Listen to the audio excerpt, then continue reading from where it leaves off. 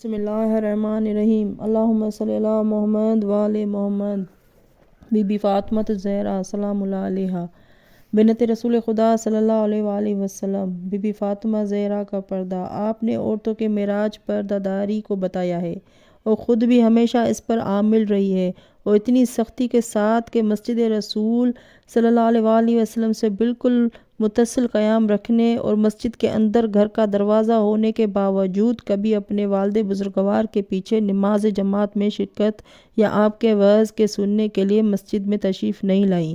ایک مرتبہ پیغمبر صلی اللہ علیہ وآلہ وسلم نے ممبر پر یہ سوال پیش فرما دیا کہ عورت کے لیے سب سے بہتر کیا چیز ہے؟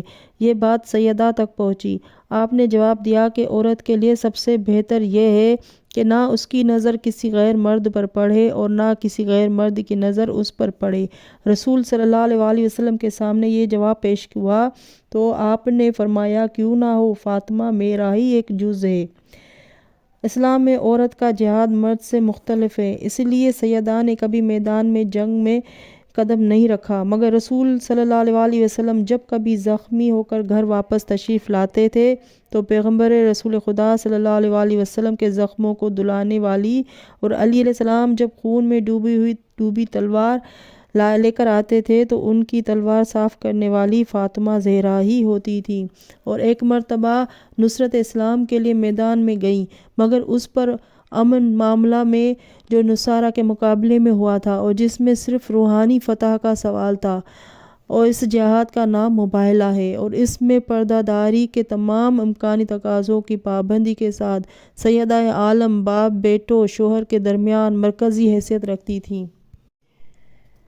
عورتوں کا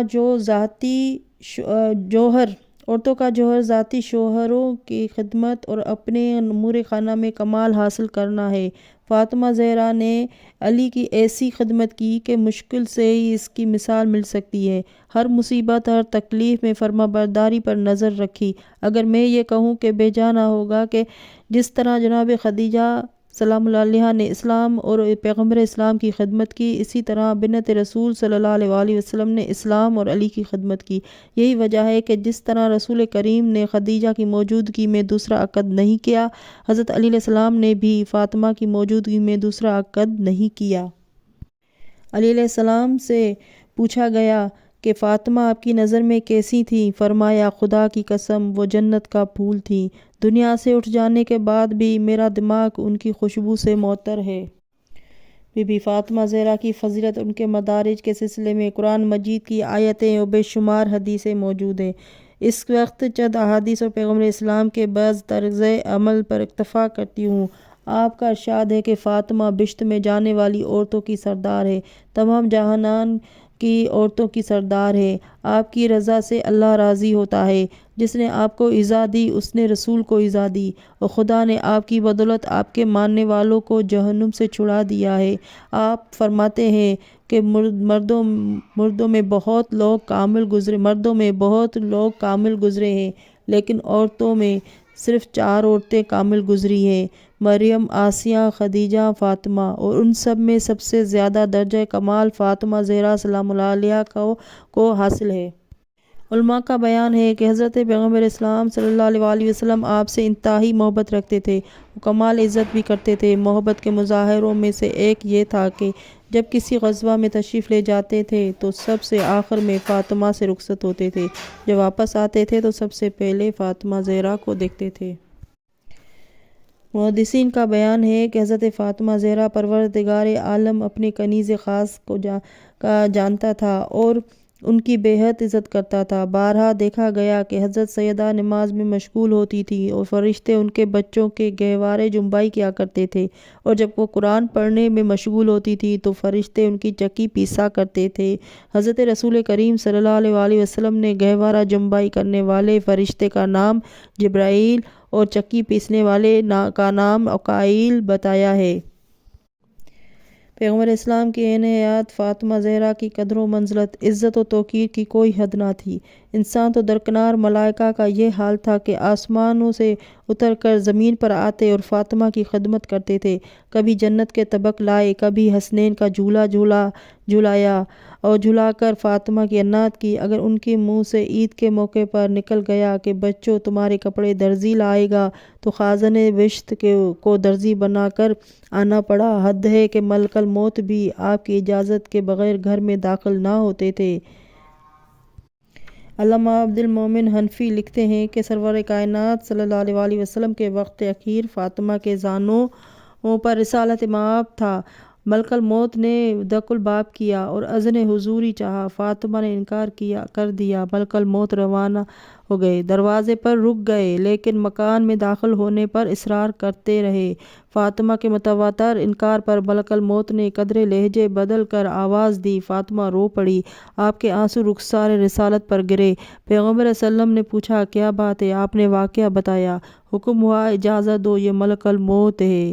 کہ ملک الموت بھی فاطمہ زہرا کی اجازت کے بغیر دروازہ سے داخل نہیں ہوتے تھے۔ ایک روایت میں ہے کہ جب حضرت علی علیہ السلام کو گرفتار کر لیا گیا اور حضرت فاطمہ بنت رسول نے فریاد کرتے ہوئے کہا کہ ابوالحسن کو چھوڑ دو ورنہ اپنے سر کے بال کھول دوں گی۔ تبریسی کہتے ہیں کہ اس کہنے پر مسجد نبوی کی دیوار قد آدم بلند ہو گئی تھی۔ اس کے بعد حضرت فاطمہ کو اطلاع ملی کہ آپ کی وہ جائیداد جس کا نام فدق تھا، جو بحکم خدا بدست رسول آئی تھی اور جس کی آمدنی فقراء و مساکین پر ہمیشہ سے خرچ ہوتی تھی، جس کا محل وقوع مدینہ منورہ سے شمال کی طرف 200 میل ہے، یہ پر خلیفہ وقت نے قبضہ کر لیا ہے۔ یہ معلوم کر کے آپ حد درجہ غضبناک ہوئیں، اور بخاری میں لکھا ہے کو یہ معلوم کر کے آپ زیادہ رنجیدہ ہوئیں کہ ایک فرضی حدیث غضب فدق کے جواز میں گھڑ لی گئی۔ الغرض آپ نے دربار خلافت میں اپنا مطالبہ پیش کیا اور انکار حبہ پر بطور ثبوت حضرت علی، حضرت امام حسن، امام حسین، ایمن اور رباح کو گواہی میں پیش کیا، لیکن سب کی گواہی مسترد کر دی گئی اور کہا گیا کہ علی کے شوہر ہیں اور حسنین فرزند ہیں، ایمن وغیرہ کنیز ہیں، غلام ہیں، ان کی گواہی نہیں مانی جا سکتی۔ ایک روایت کے بنا پر ابو بکر نے حبہ کی تصدیق نامہ لکھ کر فاطمہ کو دے دیا۔ وہ لے کر جانے ہی والی تھی کہ ناگہاں حضرت عمر آ گئے۔ پوچھا کیا ہے؟ کہا تصدیق حبہ نامہ ہے۔ آپ نے وہ خط ہاتھ سے لے کر چاک کر ڈالا اور بروایت ہند زمین پر پھینک دیا اور پاؤں سے رگڑ ڈالا۔ اور اس سلسلے میں آپ کا خطبہ عملہ خاص اہمیت رکھتا ہے۔ اس کے تھوڑے بعد ابو بکر اور حضرت عمر امیر المومنین حضرت علی علیہ السلام کی خدمت میں حاضر ہوئے اور عرض کی کہ ہم نے فاطمہ کو ناراض کیا ہے، ہمارے ساتھ چلیے، ہم ان سے معافی مانگ لیں۔ حضرت علی اور ان کے ہمراہ لے کر آئے۔ فرمایا اے فاطمہ، یہ دونوں پہلے آئے تھے اور تم نے انہیں اپنے مکان میں گھسنے نہیں دیا، اب مجھے لے کر آئے ہیں، اجازت دو کہ داخل خانہ ہو جائیں۔ حکم علی سے اجازت تو دے دی، لیکن جب یہ داخل خانہ ہوئے تو فاطمہ نے دیوار کی طرف منہ پھیر لیا اور سلام کا جواب تک نہ دیا اور فرمایا خدا کی قسم تا زندگی نماز کے بعد تم دونوں پر بد دعا کرتی رہوں گی۔ غرض کہ فاطمہ نے معاف نہ کیا اور یہ لوگ مایوس واپس گئے۔ امام بخاری کہتے ہیں کہ فاطمہ نے تا حیات ان لوگوں سے کلام نہ کیا اور غضبناک ہی دنیا سے رحلت کر گئیں۔ ہم اوپر بحوالے علامہ شہر سیستانی علامہ معین کاشفی تحریر کر کے آئے ہیں کہ حضرت عمر نے سیدۃ النساء العالمین حضرت فاطمہ زہرا پر دروازہ گرا دیا تھا اور شکم مبارک پر ضرب لگائی تھی، جس کی وجہ سے اسقاط حمل ہوا تھا اور اسی سبب سے آپ علیل ہوئیں اور بالآخر وفات پا گئیں۔ اب آپ کی خدمت میں ڈپٹی نذیر احمد کی تحریر کا اقتباس پیش کرتے ہیں۔ وہ لکھتے ہیں جو شخص فاطمہ رسول سے سب سے زیادہ متضع ہوا وہ فاطمہ تھی۔ والدہ پہلے انتقال کر چکی تھی، اب ماں اور باپ دونوں کی جگہ پیغمبر صاحب ہی تھے، اور باپ بھی کیسے دین و دنیا کے بادشاہ۔ ایسے باپ کا سایہ سر سے اٹھنا، اس پر حضرت علی کی خلافت سے محروم رہنا، ترکہ پدری فدق کا دعویٰ کرنا اور مقدمہ ہار جانا، انہیں رنجوں میں گھل گھل کر انتقال فرما گئی اور اس قدر روئیں کہ اہل محلہ متضع ہونے لگے۔ بالآخر حضرت علی نے آپ کو رونے کے لیے مدینے سے باہر بیت الحزن بنوا دیا تھا۔ حالات سے متاثر ہو کر حضرت سیدہ نے اپنے والد بزرگوار کا جو مرثیہ کہا سے اس کا شعر ایک یہ ہے کہ ابا جان آپ کے بعد مجھ پر ایسی مصیبتیں پڑی کہ اگر دنوں پر پڑتی تو مثل شب کے تاریک ہو جاتی۔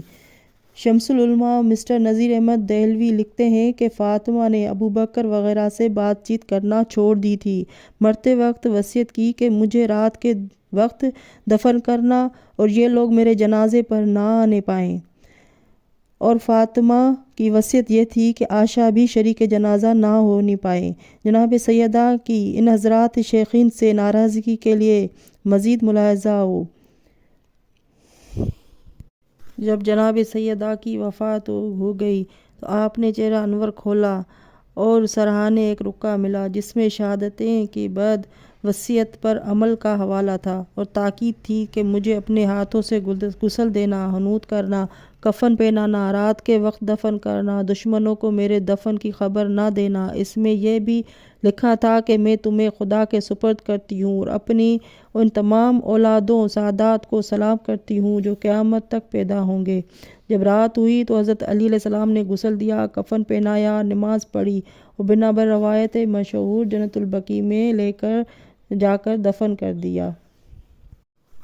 کتب مقاتل میں ہے کہ غسل کے وقت حضرت علی علیہ السلام نے پشت و بازوئے فاطمہ پر در عمری کا نشان دیکھا تھا جو چیخ مار کر روئے تھے۔ صحیح بخاری مسلم میں ہے کہ حضرت علی نے فاطمہ کو رات کے وقت دفن کر دیا۔ ابو بکر وغیرہ کو شرکت جنازہ کی اجازت نہیں دی، نیز دفن کی بھی اطلاع نہیں دی اور نماز خود پڑھی۔ عینی شاہدین و شارح بخاری لکھتے ہیں کہ یہ سب کچھ حضرت علی علیہ السلام نے جناب فاطمہ کی وصیت کے مطابق کیا تھا۔ صحیح بخاری باب الجہاد میں ہے کہ حضرت فاطمہ زہرا حضرت ابو بکر وغیرہ سے ناراض ہو گئیں اور ان سے ترک تعلق کر لیا اور مرتے دم تک بیزار رہیں۔ دلائل امامیہ میں ہے کہ چونکہ قبر فاطمہ کے ساتھ بے ادبی کا اندیشہ تھا اس لیے 40 قبریں بنائی گئیں۔ مناقب ابن شعر عاشوب میں ہے کہ 40 قبریں اس لیے بنائی تھیں کہ صحیح قبر معلوم نہ ہو سکے اور فاطمہ کو ستانے والا قبر پر بھی نماز نہ پڑھ سکے ورنہ سیدہ کو اذیت ہوگی۔ اس کے باوجود لوگوں نے قبر کھود کر نماز جنازہ پڑھنے کی صحیح کی، جس کے رد عمل میں حضرت علی نگی تلواریں لے کر زرد لباس پہنے ہوئے قبر پر جا بیٹھے۔ اس وقت آپ کے منہ سے کف جاری تھا۔ یہ دیکھ کر لوگوں کی ہمتیں پست ہو گئی، آگے نہ بڑھ سکے۔ وفات کے وقت جناب سیدہ طاہرہ کی عمر 18 سال کی تھی۔ انا للہ و انا الیہ راجعون۔ اللہم صلی علی محمد و آل محمد۔ ناظرین، میرا چینل سبسکرائب نہیں کیا ہے تو سبسکرائب کر لیں۔ اگلی ویڈیو تک کے لیے اللہ حافظ۔